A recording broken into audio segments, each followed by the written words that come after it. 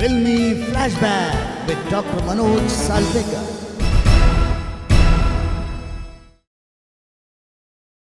नमस्कार मित्रों, हमारे देश में एक विचित्र प्रथा है। ये सही है या गलत है, ये आप ही जाने, आप ही बताइए। अगर कोई साहित्यकार कविता लिखता है तो वो साहित्य की दृष्टि से उचित मानी जाती है, भले ही वो उसका अर्थ कैसा भी हो, उसका स्तर कैसा भी हो, लेकिन वो साहित्य की दृष्टि से अच्छी मानी जाती है। लेकिन अगर कोई साहित्यकार फिल्मों में गीत लिखता है या फिल्मों में कोई कविता लिखता है तो हमारा साहित्य ये कहता है कि वो तो फिल्म का गीतकार है, वो तो साहित्यकार है ही नहीं।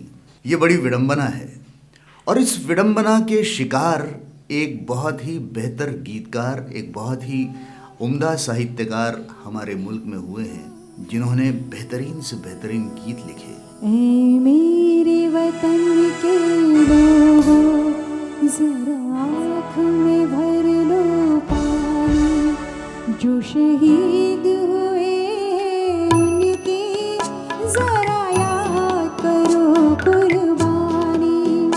तुम भूल न जाओ उनको, इसलिए सुनो ये कहानी, जो शहीद हुए उनकी जरा याद करो कुर्बानी।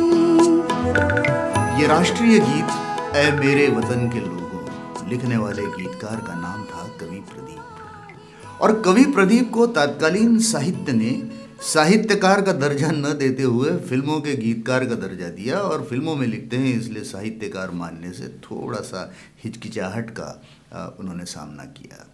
दरअसल कवि प्रदीप बचपन से ही थोड़े से विरोध करने वाले, यानी कि जहाँ भी अनैतिक चीज़ कोई उन्हें दिखती थी उसका विरोध उनके अंतर्मन में वैसे ही पनपता था। एक बार स्कूल में उनके मास्टर जी ने जो गलती उन्होंने नहीं की थी उसकी सज़ा दी, मुर्गा बना दिया, तो वो स्कूल छोड़कर चले गए और कहा कि अब कभी स्कूल नहीं जाएंगे। एक बार उनकी मामी ने उनकी गलती न रहते हुए उन्हें डांट दिया, तो रेल की पटरी के साथ चलते चलते रतलाम तक पहुंच गए। जी हाँ, बड़नगर उज्जैन मध्य प्रदेश में पैदा हुआ ये कवि आगे चलकर न सिर्फ हिंदुस्तान का बल्कि पूरे विश्व का एक ऐसा कवि, एक ऐसा गीतकार, एक ऐसा साहित्यकार साबित हुआ जिसने फिल्मों में नैतिकता के आधार पर जागरण का काम किया। न सिर्फ इतना, बल्कि वो दौर जब हिंदुस्तान गुलाम था उस समय उन्होंने फिल्म किस्मत में एक गीत लिखा था। आज हिमालय की चोटी से फिर हमने ललकारा है, आज हिमालय की चोटी से फिर हमने ललकारा है। दूर हटो, दूर हटो, दूर हटो ऐ दुनिया वालों, हिंदुस्तान हमारा है। ये गीत जो था, इस गीत को सुन सुन कर उस समय के हमारे स्वतंत्रता संग्राम सेनानी इस कदर अंग्रेज़ों के खिलाफ भड़क उठते थे। ये फिल्म किस्मत का गीत जब टॉकीज में लगता था तो उस दौर में फिल्मों का हाथ से उस फिल्म की रील घुमाई जाती थी, तो इस गीत को वंस मोर किया जाता था और कई बार ये गीत फिल्मों में दिखाया जाता था। इतना लोकप्रिय ये गीत हुआ था और इसे राष्ट्रीय गीत का दर्जा लोगों ने दे दिया, वो जो स्वतंत्रता संग्राम के लिए हम सब के लिए लड़ रहे थे। कवि प्रदीप अपने आप में महात्मा गांधी जी के एक बहुत बड़े भक्त थे। उनकी विचारधारा भी उसी तरह से अहिंसात्मक और लोगों में जनजागरण लाने की वृत्ति से थी, और इसीलिए उनका रहन सहन, विचार, सभी कुछ महात्मा गांधी की तरह था। संयोग तो ये कि प्रदीप को घर में बापू कहा जाता था और महात्मा गांधी का नाम भी बापू ही था। तो ये बापू उस बापू के पूरी तरह भक्त थे, और जब वो लिखते थे साबरमती के संत तूने कर दिया कमाल, निश्चित रूप से सुनने वाला पूरी तरह से दीवाना हो जाता था उस बापू का, जिसके लिए इस बापू ने अपनी कलम का जादू चलाया था। ऐ मेरे वतन के लोगों इस गीत को चाइना वॉर के बाद हमारे शहीदों के लिए समर्पित करने के लिए लिखा गया था, और आपको यकीन नहीं होगा कि एक दिन में कवि प्रदीप ने इस गीत के 80 अंतरे लिखे थे। 80 अंतरे। इस 80 अंतरों की फहरिस्त में से 4 अंतरों को आखिरकार गाया गया, जिसे लता जी ने गाया था दिल्ली में, और उसे सुनकर वहाँ जितने लोग बैठे थे सबकी आंखों में पानी आ गया था, चाहे वो देश का प्रधानमंत्री क्यों न हो, चाहे वो एक आम संगीत का शौकीन क्यों न हो, चाहे वो उन वीर शहीद सैनिक के परिवार का सदस्य क्यों न हो।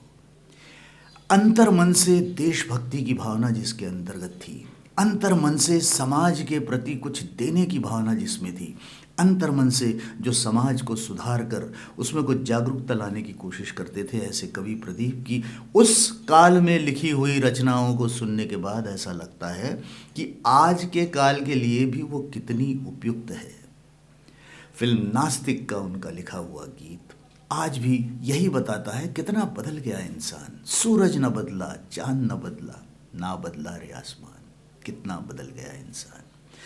कवि प्रदीप ने जिंदगी भर सफ़ेद वस्त्रों का परिधान किया, कभी किसी चीज़ का दिखावा नहीं किया, कभी किसी चीज़ की बहुत ज़्यादा आसक्ति नहीं की। भगवान पर उन्हें अटूट विश्वास था। फिल्मों में गीत लिखा करते थे, लेकिन फिल्मों में गीत लिखना, ये आप सभी जानते हैं कि फिल्मों के गीत ये डिमांड के हिसाब से होते हैं, फिल्म की सिचुएशन के हिसाब से होते हैं। और सिचुएशन तो ऐसी भी बहुत बार आई कि किसी तवायफ के कोठे का एक गीत लिखना था। कवि प्रदीप ने उससे भी परहेज नहीं किया, लेकिन गीत लिखे तो ऐसे कि कहीं भी 1% भी, रत्ती भर भी अश्लीलता उसमें कहीं नहीं। इतनी सादगी के साथ कवि प्रदीप ने गीत लिखने की एक परंपरा शुरू।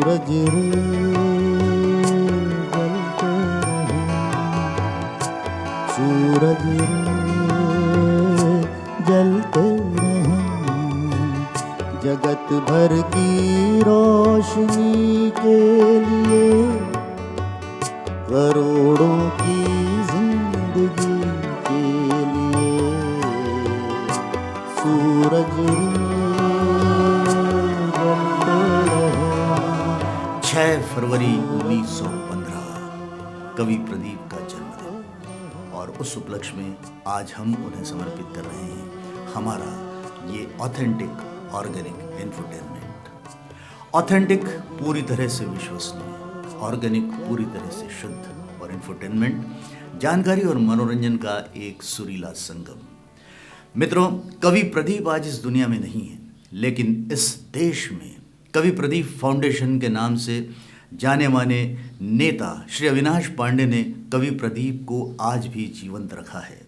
अविनाश पांडे जी उनके मानस पुत्र थे, और उनकी पुत्री, कवि प्रदीप की पुत्री मितुल प्रदीप आज भी उनकी धरोहर को पूरे देश में अलग अलग जगह संस्कारित करने के लिए तत्पर हैं। सुर संगम नागपुर के माध्यम से राष्ट्रीय कवि प्रदीप के लिए राष्ट्रीय सम्मान प्राप्त करने वाले सचिन ढोमने जी और उनकी धर्मपत्नी सुरभि ढोमने जी के मार्गदर्शन में सुरीले कार्यक्रमों का आयोजन होता है, जो कवि प्रदीप की रचनाओं को पूरे देश भर में प्रसारित और क्रियान्वित करने का प्रयत्न करते हैं।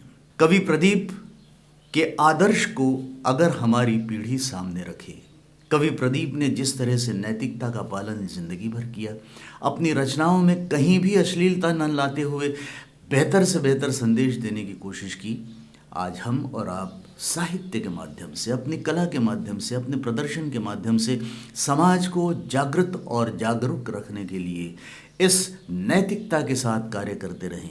बस यही एक दुआ है कवि प्रदीप के कार्यों को देखते हुए।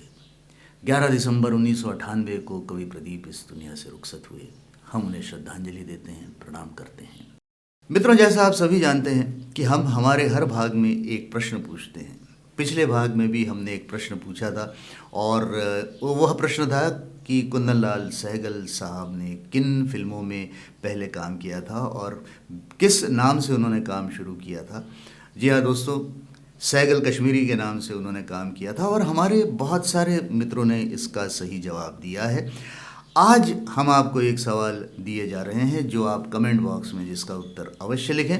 और आज के एपिसोड का सवाल ये है कि कवि प्रदीप का मूल नाम क्या था। जी हाँ, कवि प्रदीप के बारे में आपको ये भी बात हम बता दें यहाँ पर, मिस कमल BA के नाम से भी उन्होंने गीत लिखे हैं अंग्रेज़ों की आंखों में धूल झोंकने के लिए, लेकिन वो भी उनका असली नाम नहीं था। उनका असली नाम क्या था, ये आप चैट बॉक्स में लिखें, कमेंट बॉक्स में लिखें।